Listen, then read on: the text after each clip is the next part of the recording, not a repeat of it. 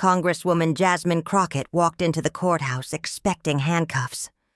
What no one expected was for her to blow the lid off a secret web of corruption, so deep it left Justice Clarence Thomas visibly shaken. This wasn't a defense. It was a detonation. It was just past 9 a.m. in Columbus, Ohio. Overhead, the sky hung low and gray, as if it knew something was about to erupt. Inside, the marble hallways echoed with sharp footsteps. Law clerks, aides, a few interns trying not to gawk. At the center of it all, walking through the courthouse doors with steady resolve, was Jasmine Crockett. She ignored the cluster of reporters near the sidewalk. She didn't flinch when someone shouted, "Are you turning yourself in?" Her hands were free, her face unreadable, her stride unshaken. She wore a simple navy blazer over a cream blouse, black slacks and low heels. No pearls, no makeup for the cameras. Just her and whatever truth she carried. Inside the courtroom, the air felt heavier. Justice Clarence Thomas was already seated, early and imposing. Not just a man, but a symbol of a system that rarely blinked. He didn't look up when she entered. He didn't have to. The message was clear. You're not in Congress now. Jasmine sat between two attorneys, one young, one gray-haired, both stone-faced. She placed a leather folder on the table. No words, no reaction. Just silence, like the calm before a storm. The courtroom was closed to the public, but not quiet. Legal murmurs buzzed beneath the surface. Pages rustled. An assistant judge typed furiously. The federal prosecutor shifted in his seat, clearing his throat. "Your Honor," he began, standing stiffly. "The United States moves to proceed with contempt charges against Representative Jasmine Crockett, pursuant to Title II, Section 183-02, following her refusal to comply with a lawful summons from the Congressional Ethics Review Board." Thomas gave a curt nod. "Proceed." The prosecutor barely glanced at Jasmine. The Congresswoman knowingly failed to appear without legal excuse, thereby obstructing due process. "Obstructed?" Jasmine said under her breath. Just loud, enough to carry. Both lawyers turned toward her. Clarence Thomas lifted his eyes, ever so slightly. The prosecutor straightened. "We request immediate recognition of contempt and that the defendant be remanded into custody until compliance." Justice Thomas leaned forward. "Congresswoman Crockett, do you have a response before I rule?" She stood. All eyes turned. "Your Honor," she said evenly, "before you make a ruling that could alter my record and my life, I request permission to address the court directly." It was a bold ask. Most defendants defer to counsel. Most lawyers demand it. Jasmine didn't even glance at her attorneys. She looked straight at Thomas. He paused, then gave a slow nod. "Proceed." Jasmine reached down, opened the leather folder, and pulled out a sealed manila envelope. She held it aloft. "This," she said, "is a sworn statement, signed, notarized, witnessed. Inside are details of communications, threats, and coercion from individuals whose names this court will recognize. Names directly tied to why I'm sitting here today." Silence fell like a dropped gavel. The entire courtroom seemed to still. Even the youngest intern stopped scribbling. Jasmine's voice didn't shake. "Before you remand me, I want the record to show what I was told, what others were told, would happen if we didn't stay quiet." Clarence Thomas tapped his fingers, once against the armrest, slow and deliberate. The seal remained unbroken. But the walls? They were already beginning to crack. He had a talent for bending legal definitions like clay, molding them into whatever shape suited his agenda. Jasmine Crockett lowered herself slowly into the chair, laying a slim binder on the table with deliberate calm. "Let's skip the formalities," she said. "You're not here to talk about ethics. You're here to punish me for asking the wrong questions." Chairman Beckman flinched, not visibly, but enough. Jasmine saw it. So did Representative Deirdre Lane of Missouri, seated beside him. She shifted in her chair, her gaze dropping to the polished table like it might save her. The hearing was officially about Jasmine's alleged disruption during a closed-door oversight session on House appropriations. Unofficially, she had called out a fellow member for burying defense contract allocations inside obscure budget language and demanded a vote to make it public. Her mic was cut mid-sentence. Now she was being labeled uncooperative. "What we're here to determine," Beckman began, his voice tight, "is whether your behavior shows a pattern of obstruction." "No," Jasmine cut in, leaning forward. "What you're doing is wrapping retaliation in procedural jargon. You want to slap me with a public censure, so I'll back off. But I'm not backing off." Beckman's palm slammed onto the table. The sound cracked through the room. "You will not speak out of turn." "I'm not here for theater," Jasmine snapped. "I'm here to remind you. I don't answer to threats. If you've got a rule I broke, show it to me. Not some dusty subsection no one's touched in 20 years. One of the aides leaned toward Lane and whispered. Jasmine clocked it. The nervous tension. The way Lane's fingers drummed on the folder in front of her. Something wasn't right. Beckman's tone dropped, more menace than authority now. "You've pushed too far, Representative Crockett. If you walk out of here today, there will be consequences." Jasmine met his stare. "You made up your mind before I even sat down, so I might as well walk out with my dignity intact." She stood, calmly gathered her binder and turned for the door. "Failure to comply will result in disciplinary action and a formal summons," Beckman shouted after her. Jasmine paused at the threshold. "Then draft it fast," she said without turning back, "because you're not going to like what I have in return." The door shut behind her like the closing of a vault.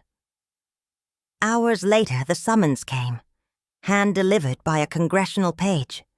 Jasmine opened it without a blink. The language was crisp and cold. "You are hereby ordered to appear in federal court on charges of contempt." Beneath it, Beckman's signature, tight and jagged, like a threat barely restrained. But Jasmine was already working. Over the next several days, she pulled everything together. Emails, encrypted messages, text threads, internal memos. Names she'd never dared say out loud before. Names protected by prestige, shadow, and power. She called 2 attorneys. Naomi Reese, former federal prosecutor turned civil rights pitbull in Akron. Gabriel Dunn, a soft-spoken legal analyst with a history of beating. Federal agencies in court. Both reviewed her evidence in silence. "This is serious," Naomi finally said. "If what you're showing us is real..." "It is," Jasmine said. "Flat, certain. Then don't blink." Gabriel was more cautious. "Just remember, power doesn't like being cornered. Even when you're right, they'll call you emotional. Or worse." "I know exactly how they'll paint me," Jasmine replied. "But this time, I'm holding the brush." And now, back in the courtroom, she wasn't just holding it. She was about to paint something they couldn't erase. The air was thick, not quiet, just tense. Everyone waiting for a wrong move. Jasmine stood in the center of it, the sealed envelope in her hand. Her lawyers didn't stop her. Maybe they trusted her. Or maybe they knew that trying to stop her now would do more harm than good. Justice Thomas motioned for her to proceed. She opened the seal slowly. Not with drama, but precision, like she'd practiced alone, late at night, under fluorescent hotel bathroom lights. She pulled out the top page, a notarized statement from a former legislative aide turned whistleblower. Then came her own sworn declaration, 6 carefully typed pages. Jasmine lifted her eyes to meet Justice Thomas's. My name is Jasmine Lenore Crockett. I have served in the United States Congress since 2021. I am not here to defend myself from contempt. I am here to expose why I was summoned in the first place. A faint cough echoed from the bench. The prosecutor sat stiffly, hands locked, on the desk. This court should know, Jasmine continued. The charge against me, non-compliance with a congressional summons, was not the result of negligence. It was the result of conscience. She turned the page. Because what I refused to sign wasn't an impartial review. It was a manufactured report, one designed to conceal the misappropriation of federal defense contracts by members of this very committee.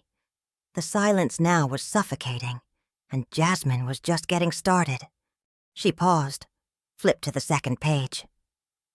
In October, Jasmine began, her voice even, I requested documentation regarding defense allocation packages submitted between June and August. What I received were heavily redacted files, so I dug deeper. She let the silence stretch just a second longer before continuing. I discovered that more than $19 million in line-item funds had been funneled into shell companies. Those companies are operated by the brother-in-law of Representative Ronald Beckman. There it was. No gasps, no shouted objections, just silence, the kind that falls like a dropped weight. Judge Thomas shifted in his seat. His expression didn't change, but his fingers pressed together under his chin, thoughtful. Jasmine didn't stop. After I questioned those allocations in an internal subcommittee hearing, I was approached by 2 aides. One told me, off the record, that if I didn't drop it, I'd be buried in procedural backlash. The other said, flat out, they'll hit you where the law lets them. She raised the page slightly. That was 3 days before I was summoned to the Ethics Committee, the same meeting where I was told that if I didn't participate, I'd face legal consequences. Her gaze lifted to the bench.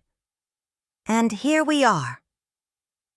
For a moment, the room held its breath again, suspended in that eerie quiet. Then Judge Thomas turned slightly toward the court clerk. Has this document been submitted into the record? Naomi rose. It will be, Your Honor. We have certified copies for the court. The judge gave a single nod, but the prosecutor was already on his feet. Objection, Your Honor. This statement is self-serving, and she is under oath. She is under oath. Gabriel interjected from the defense table, rising smoothly. And if the prosecution believes any part of her evidence is fabricated, we welcome a full forensic audit of all communication and financial records presented. Judge Thomas raised a hand. Calm, contained. The court will review the documents, he said. Continue. Jasmine turned to the final page. I understand how this looks. A congresswoman under investigation, now slinging accusations to deflect blame. But I ask the court to consider, if you received threats for uncovering the misuse of taxpayer dollars, what would you have done? She held the room with her eyes. Would you stay silent to protect your position? Or would you speak, knowing the system might punish you for it? She folded the last sheet with care. I chose to speak. Judge Thomas leaned back in his chair. His eyes narrowed, unreadable. He didn't respond. Jasmine set the folder on the table in front of her. Her hands were steady. She sat. A low murmur passed through the courtroom, barely whispers, cautious, shuffling hushed voices between clerks and aides. No one dared speak above it, but the weight of what had just landed, facts, not accusations, hung in the room like smoke. Judge Thomas cleared his throat. "This court will recess for 20 minutes, he said. Then he stood and exited through the side door. No further remarks, no final glance. But Jasmine knew. When a judge leaves like that, something has already cracked. The side door clicked shut, and the tension in the room didn't fade. If anything, it thickened. Recess was standard procedure. But his silence wasn't. Eyes began shifting. Whispers returned. A pen dropped, then stillness again. Jasmine remained seated. She didn't glance at her lawyers. She didn't smirk, didn't exhale. She simply stared forward, unmoving. It wasn't defiance. It was readiness. A quiet resolve, forged long before today. Gabriel finally leaned toward her and murmured, "He's rattled." Naomi didn't speak. Instead, she slid a second envelope across the table. The label, CT Originals, she said under her breath, in case the court needs verification. Across the room, the prosecutor was pacing now, low-voiced and flushed, arguing with an associate. His composure was gone. Something had knocked the rhythm out of him, and everyone knew what it was. It wasn't the accusation. It was the evidence Jasmine hadn't thrown names into the air. She had mapped them, linked them to contracts, dates, payments. This wasn't political theater. This was documentation, the kind that doesn't just embarrass people. It ends careers. 10 minutes into recess, the court clerk returned. The judge requests printed copies of the submitted folder. Immediately. Naomi stood and handed them over without hesitation. That was when the shift happened. A young court aide, barely out of law school by the look of him, stepped out, clutching the document copies. As he exited, he passed another staffer entering, a woman carrying a plain gray binder. She leaned toward Naomi and whispered something. Jasmine caught it. "Another submission?" she asked quietly. Naomi nodded. "From a former staffer. She watched the hearing live via transcript feed. Says she has something to add." Jasmine didn't flinch. She tapped her fingers once against the wood. Let them try to bury it now. When Judge Thomas returned, he said nothing at first. He settled slowly into his chair, adjusted his glasses, and stared at the folder the clerk had placed before him. Then his gaze lifted. "Representative Crockett," he said, his voice calm, but edged with something sharper. "Is it your assertion that members of the House Ethics Subcommittee acted with intent to silence you by initiating these proceedings?" "I am stating," Jasmine replied evenly, "that members of the subcommittee and certain external actors knowingly abused their authority to retaliate against me for exposing misused federal funds." He nodded once. "And do you believe this behavior warrants further legal examination?" "I do." The judge turned to the prosecutor. "Counselor, has your office been made aware of the contents of these materials prior to today's session?" "No, Your Honor," the prosecutor said, jaw tight. "We received no prior notice of these claims and cannot confirm their credibility." Naomi rose smoothly. "We're prepared to submit a third-party affidavit from an independent analyst who reviewed the records. Additionally, signed testimony from a former congressional aide was delivered to the court just moments ago." Judge Thomas paused. He looked down at the stack of documents in front of him. Now thicker, heavier, threaded with consequence. When he spoke again, his tone had shifted. For the first time, he sounded almost surprised. This court acknowledges the seriousness of the allegations made by Representative Crockett," he said, closing the folder with quiet finality. "Further, proceedings will be postponed to allow a full preliminary review of the submitted evidence." A beat of silence passed. Then, "The contempt hearing is suspended pending that review. No gavel, no drama. Just a statement dropped like a stone into deep water." Jasmine didn't move. Neither did her lawyers. But across the courtroom, the prosecutor's shoulders slumped, not in defeat, but in recognition. They weren't in control anymore. Outside, those walls. The story had already started leaking, and once it spilled into the streets, control would be the last thing anyone had. The courtroom doors hadn't even finished swinging shut behind Judge Thomas before the tremor hit. Phones. Once. Respectfully tucked away, lit up in waves, notifications, mentions, pings. DC moved fast. But Columbus? Columbus moved weird. Slow and cautious at first, then all at once. The first message came from a congressional staffer in Baltimore. "Is it true? Beckman named in court?" Then another from a political correspondent in Phoenix. Crockett just exposed something big. Real? Or theater? Jasmine didn't flinch. Her fingers rested lightly on the table, expression still unreadable. But inside she understood. The next phase wasn't about truth. It was about perception, and perception spreads like smoke. Gabriel leaned closer. "We've stirred the hive," Naomi added almost to herself. "Let's hope it's not hornets." Across the aisle, the prosecutor sat frozen, flipping through a printed copy of Jasmine's testimony. His movements were jerky, uncertain. Every few seconds he underlined a line, then circled back, rereading. Less like a man preparing his case, more like someone trying to understand how he'd been outmaneuvered. Then came the cough, soft, from the back.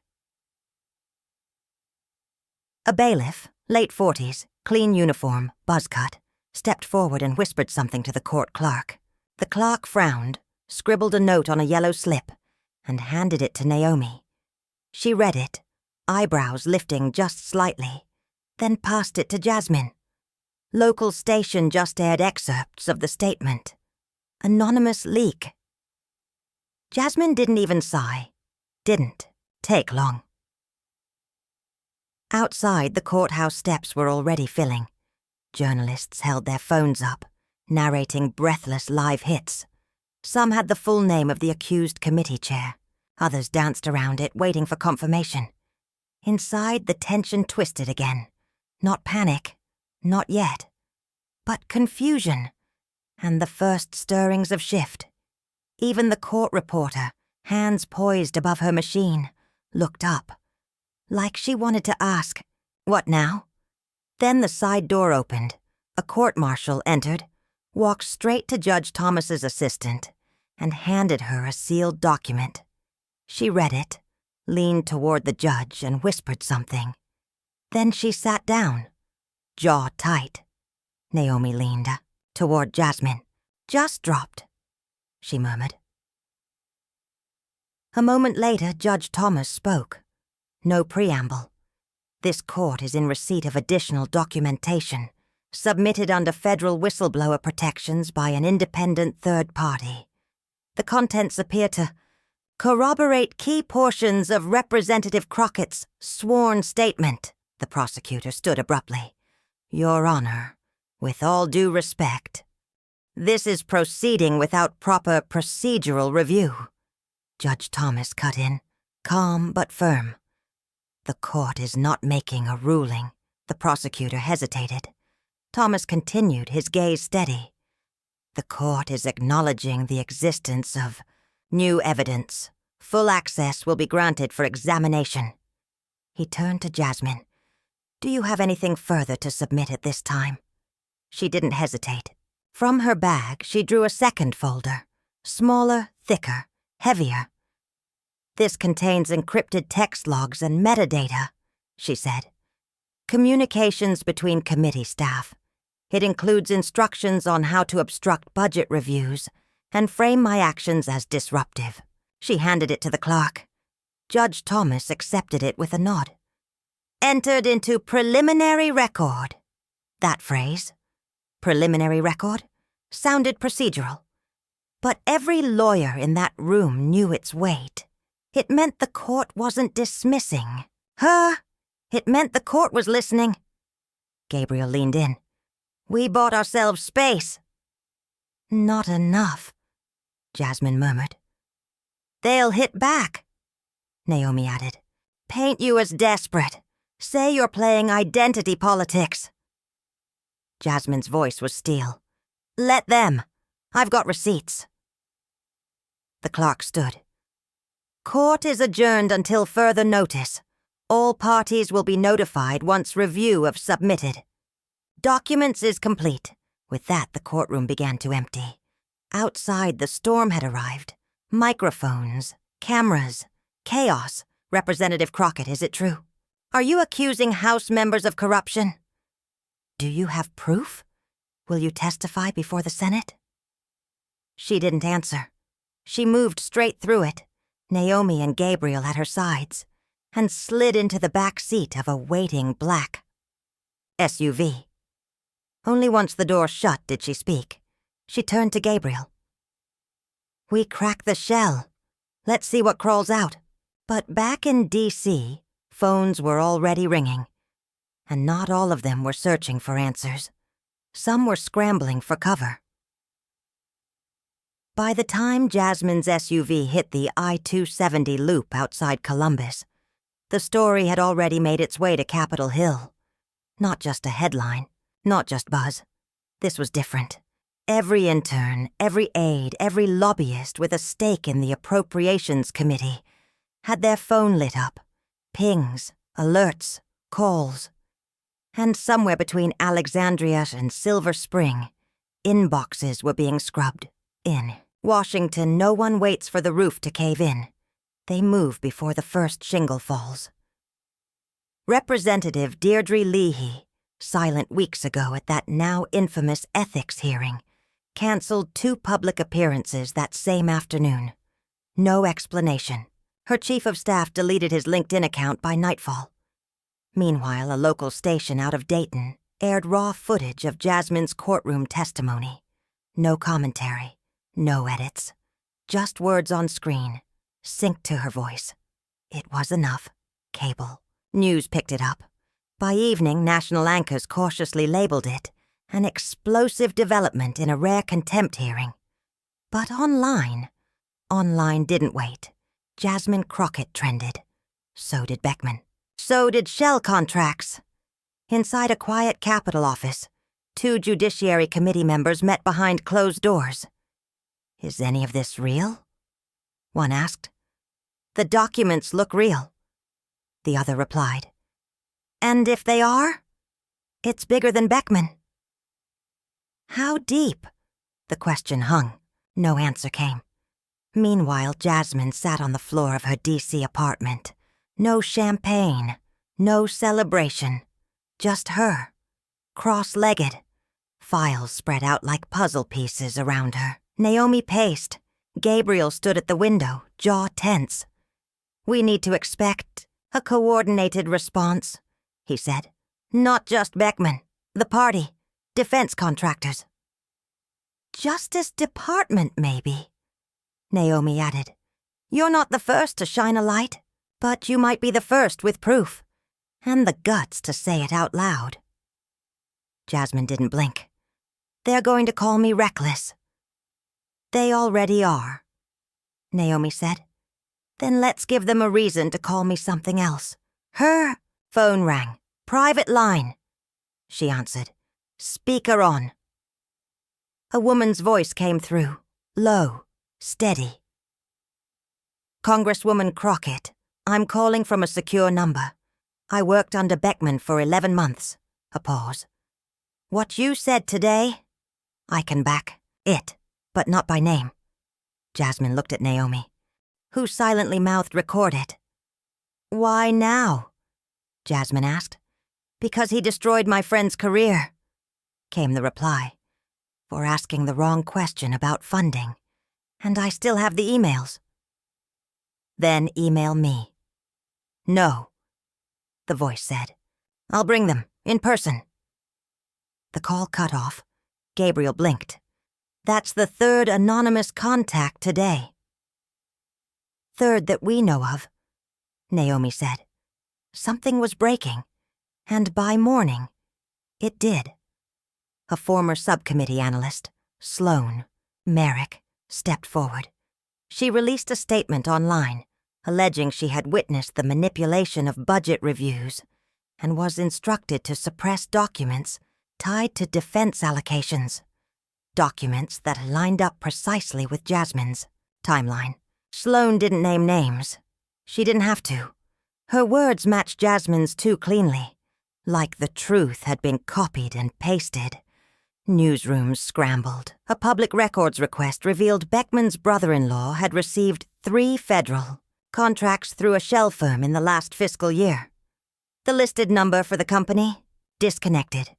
Then came the next domino.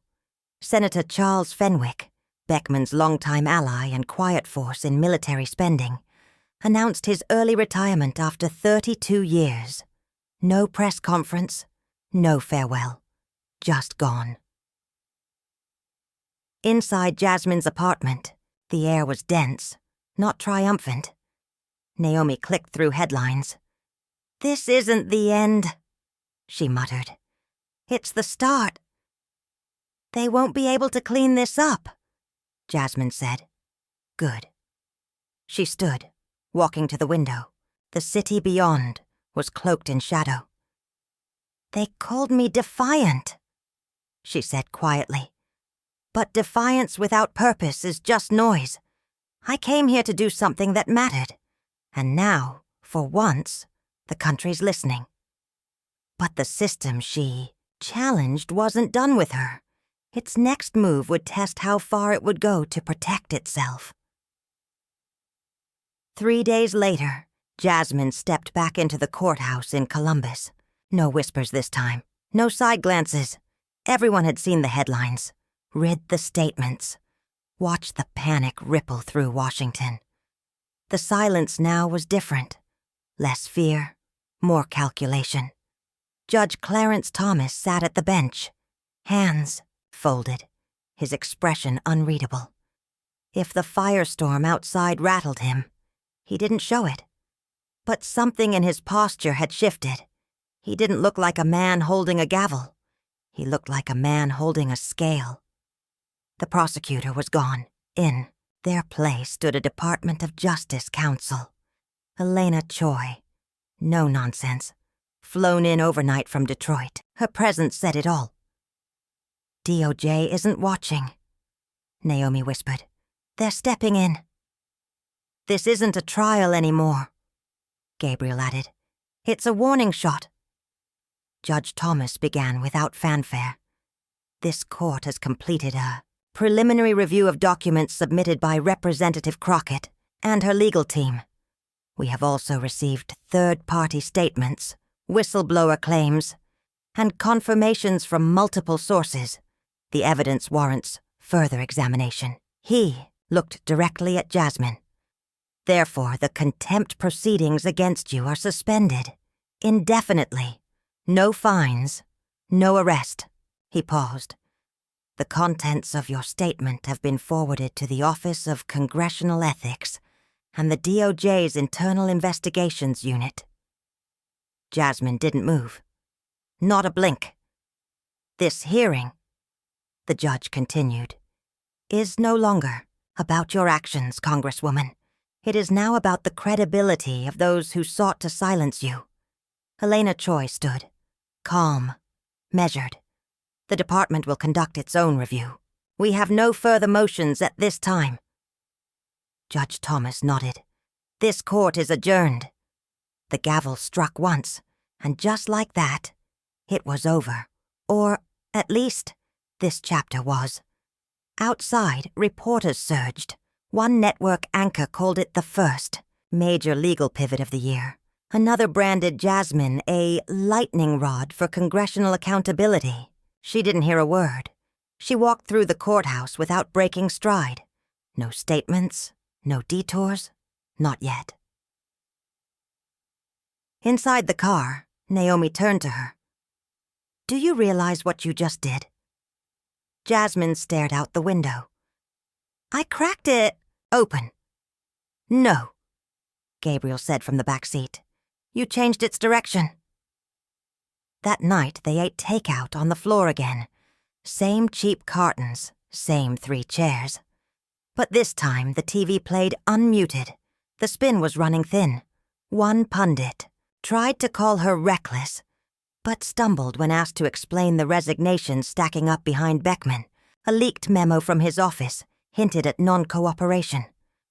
Another email showed communication with a known contractor tied to Jasmine's findings. The hole was widening. Still, she knew the backlash was coming. Hearings, smears, maybe even a counter-investigation. The system didn't surrender. It counterpunched. But now people were watching. That mattered. She stood at her window again. "They'll come after you," Gabriel said softly. "Dig for anything." "I've lived under that threat my whole life," she replied. "What's new?" Naomi chimed in. "What's new is this time. You're not alone." Jasmine allowed herself a small smile. "I wasn't alone then, either. You two had my back. Now the public does too. But just as some doors opened, others closed. And behind one of them was something Jasmine hadn't seen yet."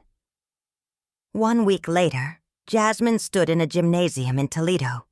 No stage, no cameras, just folding chairs, bad coffee, and 24 people who showed up because they needed to see her with their own eyes. A retired bus driver stood. "Do you think any of this will actually change?" Jasmine looked at him. "Not past him. I think they're scared enough to listen now." He nodded, then sat. She could have said more. Legislative reform, oversight mechanisms. But they weren't here for that. They were here to see if she'd flinch. She didn't. The story had taken on a life of its own. 3 more resignations. An ethics panel was convened, not to investigate her, but to comb through them. Beckman vanished. No tweets, no denials. Just silence. Some said he was negotiating an exit. Others whispered about sealed subpoenas. Nobody knew. But the machinery was grinding, and Jasmine had pulled the lever. In D.C., some pundits tried to paint her as ambitious, angling for a Senate seat. But none of it stuck, not because she was louder, because she didn't blink. Later that week, after a town hall, a young woman approached her. "I'm in law school. Almost dropped out. Thought I didn't belong." "Why?" Jasmine asked. The woman hesitated. "Because it all felt rigged. Like people like us don't win. Unless we lose part of ourselves first." Jasmine placed a hand on her shoulder. "Then keep that part," she said. "The one you're scared they'll take. That's the part they can't fake." By week's end, Jasmine had declined every interview, every podcast, every panel. She let the paperwork speak. The hearings would come. The whispers. Maybe worse. But she wasn't afraid, because it wasn't just about the people stepping down anymore. It was about the people stepping up. A state rep in Arkansas called for a transparency audit. A city councilwoman in New Mexico introduced lobbying reform. No one said her name, but her fingerprints were on every line. Back in Columbus, in a quiet chamber, Judge Thomas reviewed sealed documents. Some things hadn't surfaced. Some names still needed shielding, but in the clerk's notes, one line stood out. This was never just about a summons. At home, Jasmine sat barefoot on her couch, cold pasta in her lap. Her phone buzzed. She ignored it. Outside, the Capitol lights shimmered. Gabriel had told her once. Sometimes justice doesn't knock. Sometimes it just walks in and refuses to leave. He was right. She hadn't come this far to be polite. She came to tell the truth and make sure it echoed. She wasn't done. Some fights don't end with a ruling.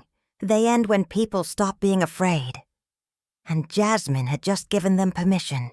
If this story moved you, even a little, then speak up. Ask questions. Don't flinch. And if you're ever in a room where the truth is shaking the walls, don't wait for permission. Just stand.